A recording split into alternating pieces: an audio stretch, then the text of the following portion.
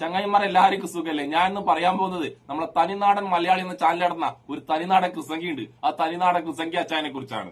അതായത് നമ്മുടെ ട്രംപിനുണ്ടല്ല, ട്രംപിനും നെതന്യാഹുവിനും യുദ്ധതന്ത്രങ്ങളുണ്ടല്ല, ദിവസം യുദ്ധതന്ത്രങ്ങൾ പറഞ്ഞു കൊടുക്കുകയും എങ്ങനെ യുദ്ധത്തിൽ ഇറാനെ പരാജയപ്പെടുന്നൊക്കെ പറഞ്ഞു കൊടുക്കുന്ന നമ്മൾ ഈ കുസംഗി അച്ചായനുണ്ടല്ല. ഇന്നലെ ഞാൻ നോക്കുമ്പോൾ ട്രംപിന് നെതന്യാഹുവിനുണ്ടല്ല ഇരുന്ന് തെറി വിളിക്കുന്നു, പൂര തെറി വിളിക്കുന്നു. സാധാരണ ഇടക്കിടക്ക് നമ്മുടെ ട്രംപിന് ഈ കുസംഗി അച്ചായൻ കളിയാക്കലുണ്ടെങ്കിലും ഇന്നലെ നോക്കുമ്പോഴല്ല നല്ല രീതിയിൽ തന്നെയാണ് ട്രംപിനെ നമ്മൾ ഈ കുസംഗി അച്ചായൻ കളിയാക്കുന്നത്. എപ്പോഴൊക്കെ യുദ്ധം തുടങ്ങുമ്പോഴല്ല നമ്മൾ ഈ കുസംഗി അച്ചായൻ വീട്ടിൽ വന്നിട്ട് എന്താ പറയുന്ന അറിയാം, ഇന്ന് രാത്രിയോടുകൂടി ഇറാന്റെ അസ്തമയമായിരിക്കുന്നതാണ് നമ്മൾ ഈ കുസംഗി അച്ഛൻ എപ്പം പറയാറ്. പക്ഷെ ഇന്നത്തെ വീട്ടിൽ നമ്മളെ കുസംഗി അച്ഛൻ എന്താ പറയുന്ന അറിയാം, ഇതേ പോക്കാണെങ്കിൽ യുദ്ധമുണ്ടല്ല, ഇതേ പോക്കാണെങ്കിൽ നമ്മുടെ ട്രംപിന്റെ അസ്തമയമായിരിക്കുന്നതാണ് നമ്മൾ കുസംഗി അച്ഛൻ ഈ വീഡിയോ പറയുന്നത്.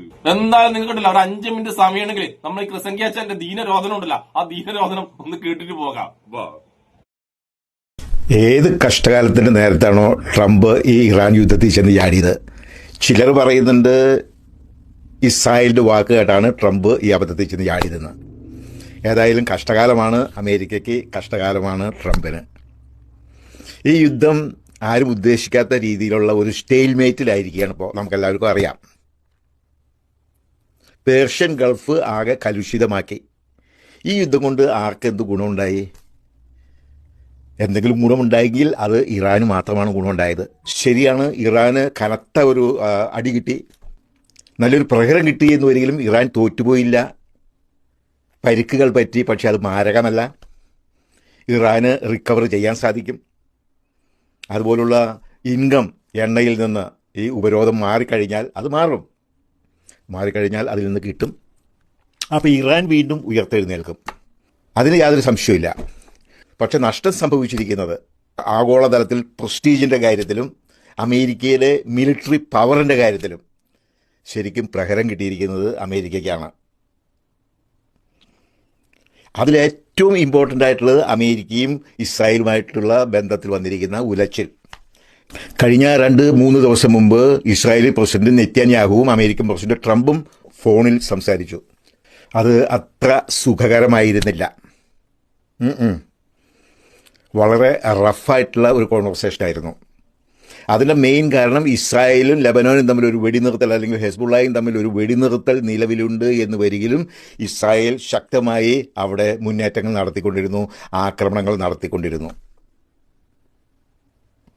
അതിൻ്റെ ബേസിസിലാണ് ഇറാൻ അമേരിക്കയുമായി ഒരു ഉഭയസമ്മതത്തിന് തയ്യാറാകാതിരുന്നത്, ഒരു സെറ്റിൽമെൻറ്റിന് അല്ലെന്നുണ്ടെങ്കിൽ ഒരു കരാറിന് അവർ തയ്യാറാകാതിരുന്നത്. കാരണം അവർ ശാഠ്യം പിടിച്ചു ഇസ്രായേൽ അവിടെ വെടിനിർത്തണമെന്ന്. പക്ഷേ അതിന് വിപരീതമായിട്ട്, അതുപോലെ തന്നെ ട്രംപിൻ്റെ ആഗ്രഹങ്ങൾക്ക് ഘടകവിരുദ്ധമായിട്ട് ഇസ്രായേൽ അവിടെ മുന്നേറ്റങ്ങൾ നടത്തിക്കൊണ്ടിരുന്നപ്പോൾ ട്രംപ് വടിയെടുത്തു.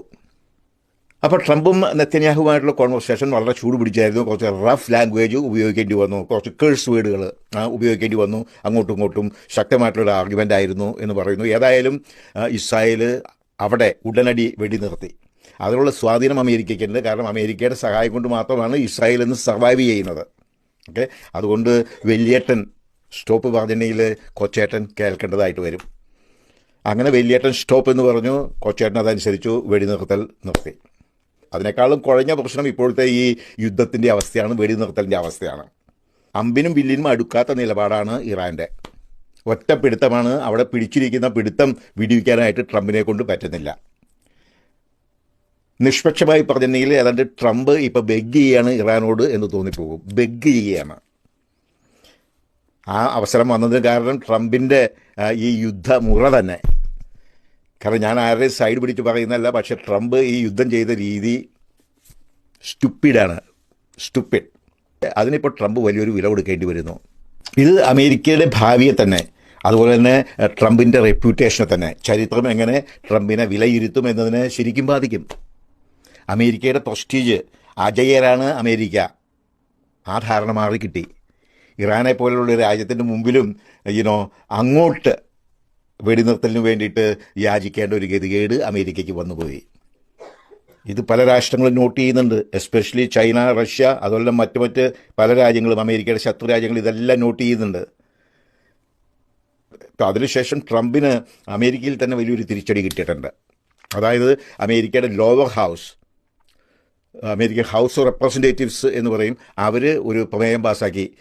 യുദ്ധം നിർത്തുക, ഇറാനുമായിട്ടുള്ള യുദ്ധം കംപ്ലീറ്റ്ലി നിർത്തുക, പട്ടാളക്കാരെ തിരിച്ചു കൊണ്ടുവരിക എന്നുള്ളൊരു പ്രമേയം പാസ്സാക്കി. ആ പ്രമേയം കൊണ്ട് തന്നെ ഒന്നും ആകുന്നില്ല. ആ പ്രമേയം ഇനി സെനറ്റ് പാസ്സാക്കണം. സെനറ്റിൽ അത് പാസ്സാക്കാനായിട്ട് ബുദ്ധിമുട്ടാണ്. കാരണം എന്താണ് എന്ന് വെച്ചിട്ടുണ്ടെങ്കിൽ സെനറ്റിൽ ഭൂരിപക്ഷം ഈ ട്രംപിൻ്റെ പാർട്ടിക്കാണ്, നേരിയ ഭൂരിപക്ഷം.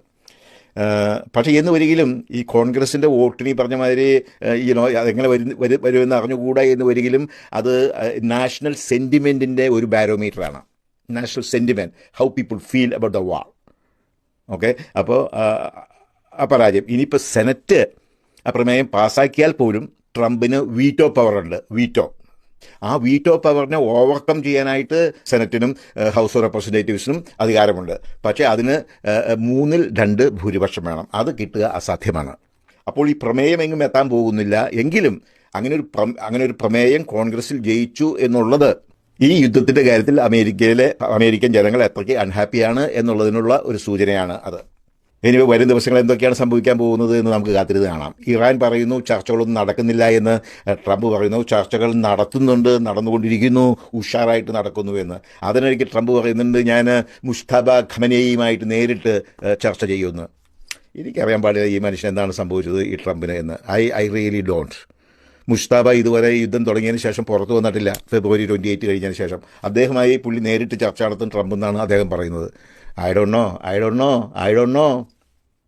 This is what is happening right now. Thank you very much.